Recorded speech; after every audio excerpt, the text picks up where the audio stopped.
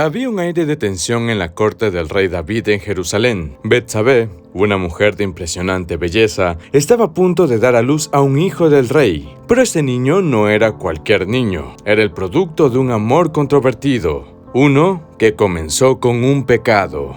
El primer hijo de Betsabé y David había muerto como consecuencia de este pecado, y ahora ella llevaba en su vientre a otro. David, preocupado, rezaba a Dios en su cámara privada, pidiendo que este hijo sobreviviera. No solo porque amaba a Betsabé, sino también porque el profeta Natán había proclamado que este hijo sucedería a David en el trono de Israel. Finalmente llegó el día del nacimiento. Betsabé estaba rodeada de comadronas mientras los gritos llenaban la habitación. David, a pesar de ser un rey y un guerrero, se encontraba impotente fuera de la habitación, aguardando por noticias de su hijo y la madre. Y entonces, el llanto de un bebé rompió el silencio. El hijo de David y Betsabé había nacido. Era un varón, saludable y fuerte. Un mensajero se apresuró a llevar la buena noticia a David, quien cayó de rodillas, agradecido a Dios. Decidieron llamar al niño Salomón, que significa paz. El profeta Natán, en honor al deseo de David de que su hijo fuera un hombre de paz y no de guerra como él, le dio también el nombre de Jedidia, amado por el Señor. A pesar de las nubes grises que rodeaban su nacimiento, Salomón era un rayo de luz brillante, un príncipe que nació de una relación controvertida, pero que fue bendecido con la promesa de un futuro glorioso. Su nacimiento marcó no solo el comienzo de una nueva vida, sino también la esperanza de una nueva era de paz y sabiduría para Israel. Sin saberlo, este niño pequeño y frágil, destinado a ser rey, cambiaría la historia de su pueblo para siempre. Mientras Salomón crecía, la corte del rey David en Jerusalén era su hogar y su campo de aprendizaje. Se destacaba entre sus hermanos por su curiosidad y sed de conocimiento. A diferencia de su padre y sus hermanos mayores, Salomón mostraba un interés por la sabiduría y la justicia más que por la guerra y la conquista. Era un chico pensativo, a menudo visto con la mirada perdida en los pergaminos de la ley de Moisés o escuchando lentamente las enseñanzas de los sacerdotes y sabios de la corte.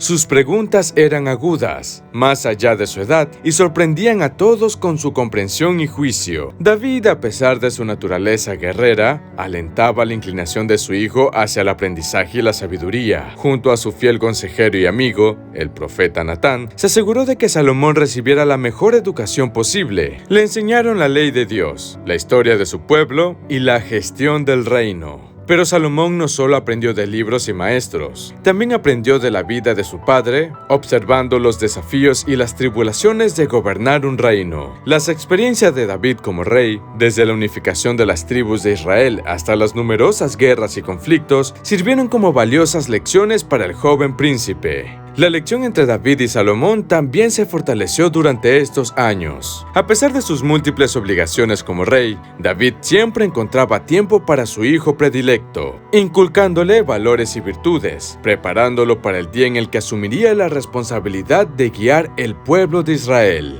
El final del reinado de David se acercaba y las intrigas para su sucesión estaban en pleno apogeo. Adonías, uno de sus hijos mayores de David, viendo la debilidad de su padre, decidió autoproclamarse rey. Pero la promesa divina, transmitida por el profeta Natán, había sido muy clara. Salomón era el elegido para suceder a David. Betsabé, al escuchar las noticias de la usurpación del trono por parte de Adonías, corrió a la habitación de David. Le recordó la promesa que él mismo había hecho, que Salomón sería su sucesor. David, aún con fuerzas para rectificar el curso de los acontecimientos, convocó a Natán y al sacerdote Sadoc. Les ordenó que tomaran a Salomón, lo montaran en su propia mula y lo llevaran a Gijón. Allí, bajo la atenta mirada del pueblo de Israel, Salomón sería ungido como rey. La ceremonia fue majestuosa, el cuerno de aceite fue vertido sobre la cabeza de Salomón y las voces de los sacerdotes proclamaron su reinado. El sonido de las trompetas llenó el aire y la gente aclamó: ¡Viva el rey Salomón!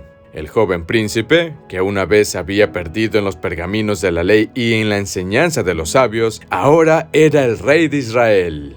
Después de su coronación, Salomón se presentó ante el tabernáculo de Dios. Allí, en la inquietud y la soledad de su presencia, hizo una oración que sorprendió a los cielos. No pidió riquezas ni victorias sobre sus enemigos. En lugar de eso, Salomón pidió sabiduría y un corazón comprensivo para gobernar a su pueblo con justicia. Así, Salomón ascendió al trono, no como un guerrero o un conquistador, sino como un sabio y un servidor de su pueblo. Una vez asentado en su trono, Salomón se dedicó a consolidar su reino. Con la sabiduría que Dios le había otorgado, emprendió una serie de reformas que transformaron a Israel en una potencia en la región. Su habilidad para tomar decisiones sabias y justas se hizo evidente muy rápidamente. A principios de su reinado, Salomón enfrentó una decisión judicial que pondría a prueba su sabiduría divinamente otorgada de una manera única y dramática. Dos mujeres vinieron ante él, llevando un único bebé entre ellas.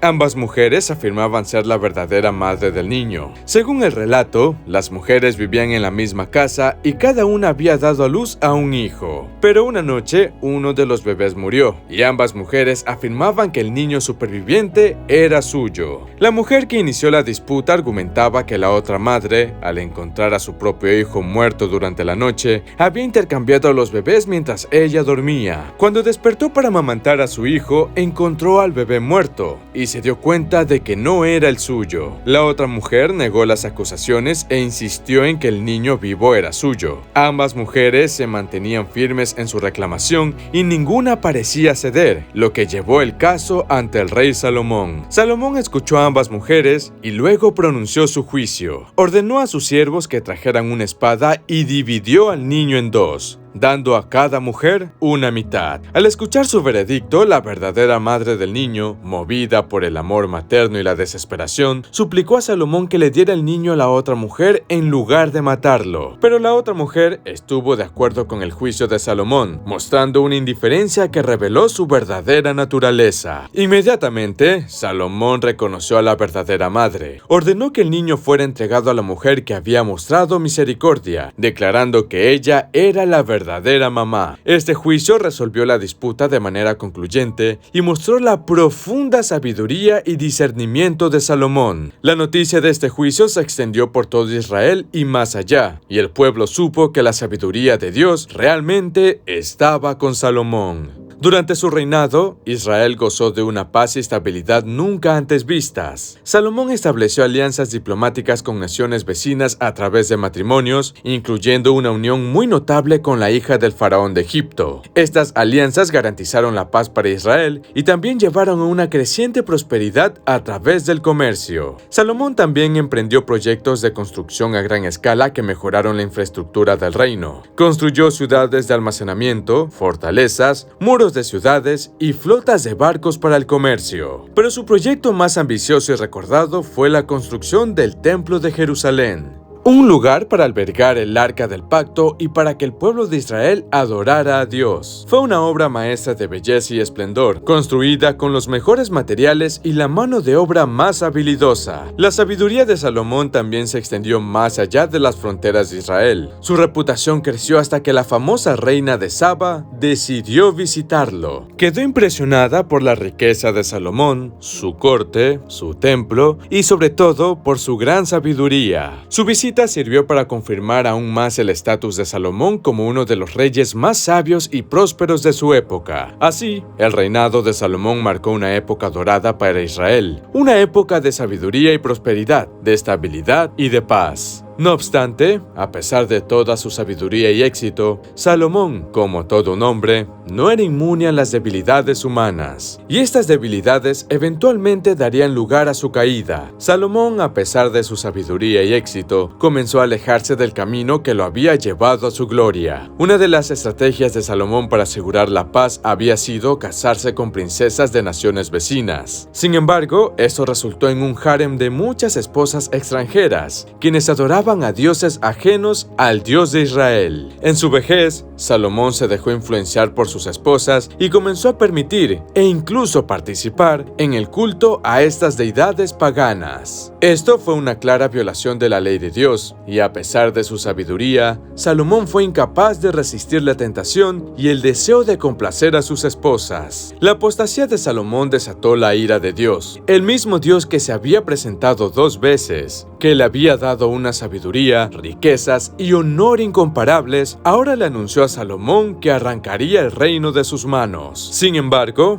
por respeto a David, su padre, Dios declaró que no lo haría durante el reinado de Salomón, sino durante el de su hijo. A medida que avanzaba su vejez, Salomón se encontraba atrapado en un remolino de culpa y temor. Aunque intentó volver a las enseñanzas de su juventud, el daño ya estaba hecho. Su reinado, una vez marcado por la sabiduría y la prosperidad, ahora estaba teñido por la apostasía y la discordia. Salomón murió después de un reinado de 40 años, dejando atrás un legado manchado por sus decisiones finales. Su hijo Roboam ascendió al trono, pero el reino que había heredado estaba lejos de ser la nación unida y próspera que había sido bajo Salomón en su apogeo. En cambio, estaba al borde de una división que separaría al pueblo de Israel en 2 reinos distintos. A pesar de la caída de Salomón en sus últimos años, su legado como uno de los reyes más sabios y prósperos de Israel perduró. Su reinado, aunque manchado por su apostasía, todavía era recordado como una época dorada de paz, prosperidad y sabiduría. El templo de Salomón en Jerusalén, a pesar de las futuras invasiones y destrucciones, se mantuvo como un testimonio de su visión y habilidad para gobernar. Durante siglos,